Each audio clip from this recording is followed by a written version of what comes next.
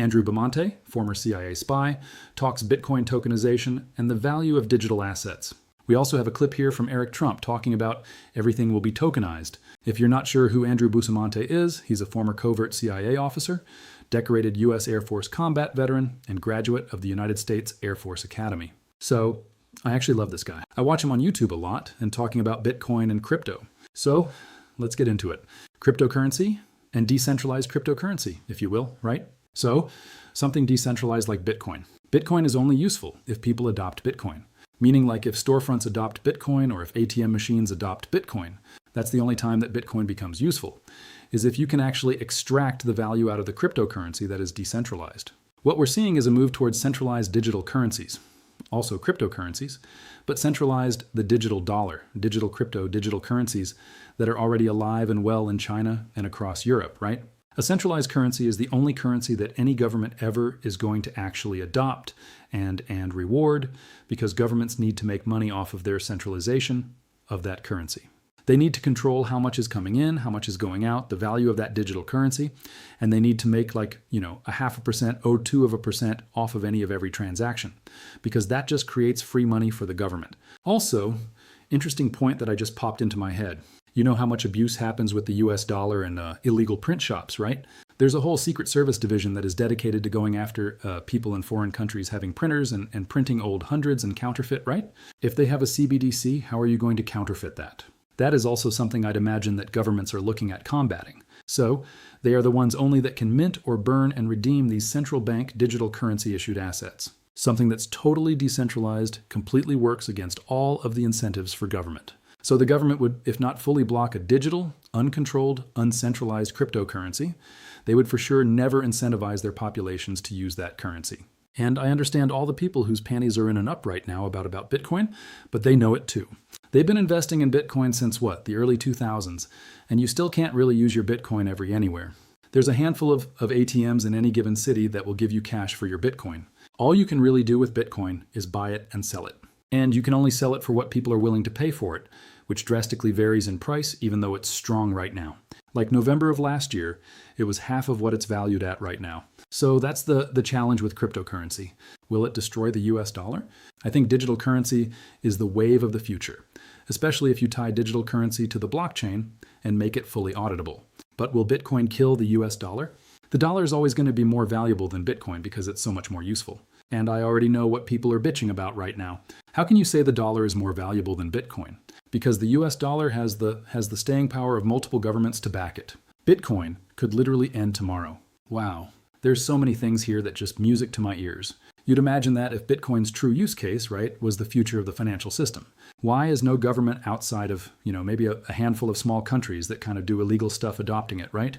El Salvador, you start to be like, oh, you're partnered with El Salvador, Michael Saylor, Jack Mers. Ooh, okay. I just can't see it, right? You could go spend your Bitcoin at Steak and Shake or whatever it is, right? You can wait 5 minutes for the transaction to go through. Maybe your food will be ready by the time they say, oh yeah, you finally paid. But this is not the future. You cannot have 1 billion people using Bitcoin. The network will collapse in on itself. Transactions could take 100 years. Now, you could use the Lightning Network on Bitcoin, but who really is adopting that at scale?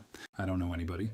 Now, there could be institutions that obviously I'm not looking at or paying attention to, but when you're talking about a cryptocurrency that is accepted globally for not just a store of value that has true purpose through tokenization of financial products, or a company like Ripple, who is the biggest blockchain infrastructure on the planet, now we're talking, right? That's a use case that governments can get behind. That is an interoperable ledger that value can move seamlessly across the world on for little to no cost, right? You got private ledgers. You can do whatever you want. That is the future, in my opinion. And I think Mr. Bwanti here can see it as well. We have no control over it. If everybody just decides they don't like Bitcoin anymore tomorrow, the value becomes zero with Bitcoin. I completely understand that being essentially digital gold, where I see both an irony and a more kind of confusing ability to predict where it's going, is in the altcoins that have both strategic and utility value to them. When I see things like XRP and Solana and HAR and Ethereum, Cardano, I mean, there's a handful of them that big institutions are considering replacing the SWIFT, cross-border payment technology with. My man knows what he's talking about. I like this guy. Who is this guy? I like him. To me, that there is a weird both irony and a little troubling outlook in that. It makes sense, but only from an institutionalization standpoint, where your average everyday citizen doesn't even realize they're using it because it's that well integrated into big banking industry and financial networks. And so to me, the second layer of difficulty there is the faster that's implemented, the more likely it is that the top 4 or 5 big banks in this country collapse because of that decentralization aspect and an inability to make money and control that aspect. Where the irony comes into me, this is the whole point of crypto initially, was the decentralization aspect of it and cutting out the middleman. Me being able to pay you that fast, from phone to phone without including JP Morgan Chase in that transaction. But I feel like we're on this weird tipping point or precipice of it's either going to kind of go back down the hill. I mean, it's almost like a potential avalanche that's at this peak, and it's either going to get pushed back down the hill where it's not institutionalized, and there's too much ability from big financial industry to be able to squash it, or they go full nuts, completely on board it. And now it's, again, it's you're sending money from me to you or vice versa, utilizing some sort of blockchain or ledger of some of these altcoins immediately. And we don't even realize we're using it because it's just embedded into the app. But the tricky part is how that would be rolled out. And now it defeats the whole purpose of why Bitcoin initially was started in the first place. So to me, it's quite a bit of uncharted territory that I'm not sure how it's going to shift. Okay, there's a few things here that I want to talk about and address. One of the things, you're not going to be able to put crypto back in the box. Okay, people, institutions have seen how much money they can save by using stablecoins or bridge assets or the tokenization of value. Like, this is the future. You have Larry Fink, who is he's the CEO of the largest financial institution with assets under management on the planet, right? Telling you the future of these financial markets is on blockchain, right? You have Jamie Dimon, Chase, they're working with 80 to 100 different blockchain companies. Now these are different companies doing different things in the blockchain space, but you have Bank of America, right? You have Citibank. You have every large financial institution understanding how important these digital assets are. They were trying to put it in the box. Yes, because they make tens of billions, hundreds of billions of dollars per year off allowing other banks to use the rails to move money. Of course, they don't want that to end, but they understand that people are going to push back regardless. And if they don't offer these services, other banks will, and they will go extinct. I don't think JP Morgan or Bank of America or Citibank, they're going anywhere anytime soon. They have been here for hundreds of years. In my opinion, they will continue to be here. They have too much money, and they are also globally systemically important to governments all around the world. So I don't think they're going anywhere, but I think they understand the importance of the moment that we are in. And plus, you have the Trump administration basically saying crypto is here to stay, right? We want to be the crypto capital of the world. This is the golden age of the future. It is not going anywhere. Ladies and gentlemen, I do think this is a great conversation.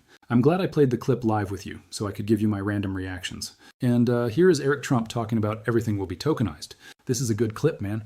It's a good clip. I was thinking when I was watching this, like maybe the leather chairs were not the exact right choice for the interviews, because every time you move, you could hear it picked up on the mic. But my brain was just fixated on that. I was trying to pay attention, but I was also like, all right, yeah, so, well, Eric, you said we're on the first yard line when it comes to Bitcoin and crypto in this entire space. How do you see it, for instance, like reshaping real estate? Do you see the tokenization of everything, or what do you see the next 5 years? Tokenization of everything in time. I mean, it might not all happen in the next 5 years, but listen, we're seeing a Trump Tower, right? Very famous building. Probably everybody on earth has heard of Trump Tower in some way, shape, or form. Why is it if I want to put financing on this building? Why is it if I want to go take a loan? I probably had ability to go to 7 different banks that had the capability of doing a project like this. Why can't I go out to tens of millions of people around the world who adore Trump, adore our name, and offer it to them and say, listen, we're going to put $500 million of financing on Trump Tower. Who wants a part of it? You raise the money, and guess what? All these people, this incredible group of people, all have a small share, couple shares, couple tokens of Trump Tower. Like, that's a beautiful console. If Taylor Swift puts out a new album, why can't she go and why can't she sell that album and otherwise tokenize and monetize that album and have people bet on the success of their fan, of whoever they love, whoever they aspire to be? You're going to have tokenized movies. You're going to have tokenized artists. You're going to have tokenized real estate. You're going to have tokenized commodities. There's virtually nothing. You're going to have tokenized art. And guess what? You want to own the, you have a lot of this stuff already, but great points. Great points. The The greatest painting ever. Guess what? You can't afford the $200 million price tag, but you can own, 110,000th of that painting or 100,000th of that painting. And you can, you can get the accretion of the value if it goes up. And, maybe if it goes down, I think everything should be tokenized. You're seeing companies tokenized. You're seeing stocks tokenized. It's coming and it's right around the corner. It will give great accessibility to people who would otherwise never be able to access certain financial markets and certain asset classes for the first time. Once again, providing financial freedom that just doesn't exist. I love that the president's son actually knows what he's talking about, right? This is unique. When you have usually the family member of a very important politician, sometimes they're kind of a dodo bird. They don't really know what they're talking about. Eric Trump seems to have his stuff together in the crypto market, and just great to see leveling the playing field, being able to giving access to people that are either underbanked, don't have a bank account at all, giving them the capability to get a loan, right? Send money to friends and family for cheaply, not having to pay these absorbent fees. This is all some of the utility that we're all looking forward to when we're talking about crypto adoption. Now, I did think this was interesting. E-Trade Morgan Stanley will offer crypto services and allow customers to custody digital assets. Holy smokes. This is what we've been saying for years on this channel, and we're finally seeing it. Let's go. Something that Robinhood has already offered. So Morgan Stanley is kind of not late to the party, but at least getting on board now. Yeah, I think it's a sign of a more favorable regulatory environment for the banks.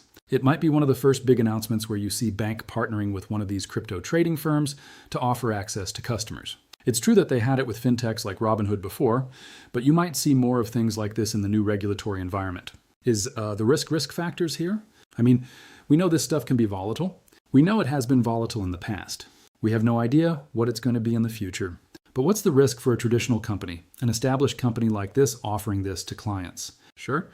I mean, they offer all sorts of products to the clients. So I guess, at some level, the client should be aware of the risks too. And if they have a financial advisor, presumably the financial advisor will talk to them about it. But it sounds like on a raid, it's almost similar to Robinhood where you're making bets on your own and making these decisions on your own a lot of the time. Something that Robinhood has. All right. A lot of cool things happening too here with this, guys. I'll let you go with that. I thought this was a great and fun interview to play with you guys live. Let me know what you think. If you want me to make more content like this, kind of reacting to, popular, what would you call this? Podcasters, let me know. Love to do it. Have a lot of fun here. All right, guys. Have a good week ahead. Aloha. Nothing in this video should be taken as financial advice. This is for entertainment purposes only. I am not a financial advisor. Please seek financial advice if you need it.